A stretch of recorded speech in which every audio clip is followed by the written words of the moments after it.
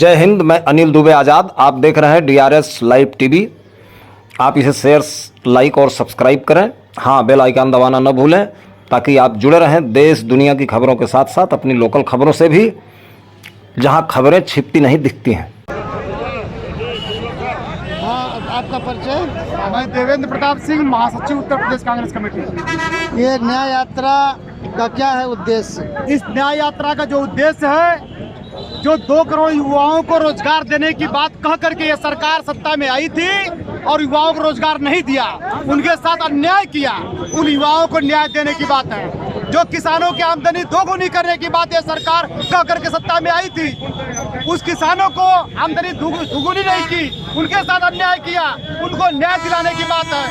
जो देश के सारे सरकारी उपक्रमों पर 2 पूंजीपतियों का कब्जा कराते जा रहे हैं, देश की सारी संपत्ति अडानी अंबानी को बेचने का काम कर रहे हैं, देश के साथ अन्याय कर रहे हैं, देश के लोगों के साथ अन्याय कर रहे हैं, उस अन्याय के खिलाफ न्याय दिलाने की बात हम लोग करते हैं।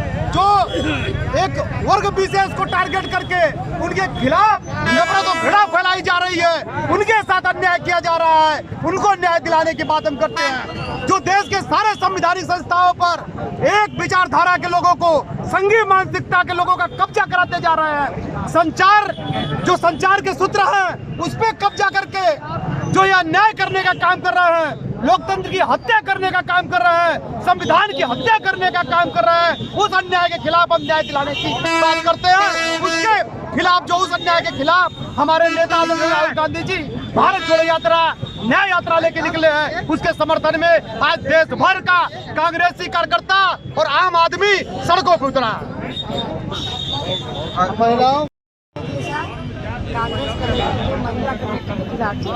न्याय यात्रा को लेकर क्या कहिएगा?